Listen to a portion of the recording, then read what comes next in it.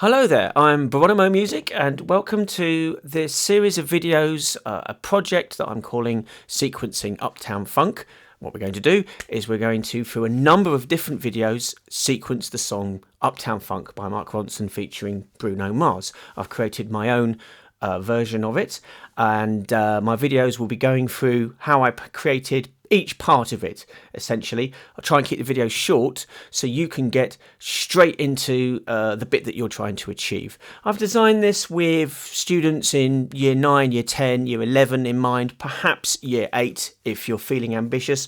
It's for those who have already had a go at Logic Pro 10 and have got some idea of how some of the tools work, like the pencil tool, regions, quantize, that kind of thing. The way that I'll do my videos is as if you're not using a MIDI keyboard, so we'll do it using the pencil tool, although you could play it live, and I've got a separate series of videos which show you how to play it live on the keyboard. Anyway, this first video, I just want to go through, give you an overview of each track so you get an idea of the big picture. The first track here is your a cappella vocals, just the vocals, which is your main reference point for finding out where you are in the structure of the song. It's all put into time. The tempo is 115 BPM. Underneath that, I've got the instrumental, so it's the original song without the vocals. This is where you can compare your work with the original song and listen out for glaring mistakes. Try and perfect and refine your work. Let's get into our software instruments. A lot of these are straight out of the box, nothing's been changed. With a few of them, I've done a little bit of editing, synthesis, just changed a few things to make the sound a little bit more appropriate. The first one is hand claps, which is a big feature of the song. I have taken a hand clap and changed it a little bit, and I'll show you how I did that in another video. Then we've got the drums. This is the standard drum beat that goes out throughout most of the song. It doesn't change that much, couple of fills. Underneath that, I've added a separate track for crash cymbals, because sometimes you want a crash cymbal just to punctuate the new section that you've gone into without necessarily interfering with your loops that are happening above that. So those are the drums.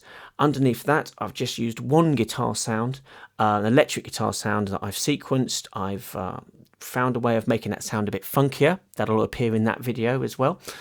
Under that, I've chosen a slapped bass sound for the main bass, which seems to suit it quite well. However, I couldn't always get what I wanted through audio software instruments, so here I've taken some bass slide special effects from the Apple Loops library just to give it a little bit more authenticity, put a sound in that I couldn't create myself. Under that, we've got some synths. The first synth is a very, very quiet, simple synth that happens in the intro underneath the guitar. Just before the chorus comes in, there's this note that kind of rises up in pitch, creating a sense of build-up, anticipation, and then it drops into the chorus, and I've got a synth dedicated to that. Underneath that is the main synth that appears throughout this song, which I've made my own approximation of. It's very short and clipped notes in the verse here, but over here it opens up into the chorus. The chords are long, creates a much thicker texture. Under that, we have a horn section. Now what this is, I've created 3 different horn sounds called live funk, funk horn section, and then a trombone staccato section. Now essentially these sequences are exactly the same, so I've sequenced it once and then just copied and pasted it down onto these two in order to create a thicker sound again. The sounds for the horns aren't great on Logic, but we do the best we can. Underneath that, a couple more interesting effects. For the build up into the chorus to go along with the rising synth, I've also created this very interesting reverse echo snare sound, which just gives that little extra sauce to the build up. I'll show you how to do that.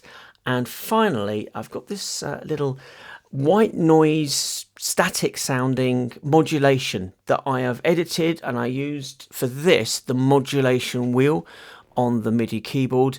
It happens in the song, and I've tried to create a synthesizer, an ES2 synthesizer, to give me an approximation of that sound. So there you have it, 16 tracks to do, 47 bars to sequence. After that, the song repeats a lot, and pretty much everything that you see here gets repeated again. There's a few differences towards the end of the song, and if I feel that the students that I'm working with are being successful, I'll probably come back and create more videos for the end of the song. But the next few videos are going to be all about how I sequenced these 16 instruments across these 47 instruments. I hope you enjoy it. I hope you have good luck with it. If you'd like to email me your results so I can have a listen to it, I'd be more than happy to hear it.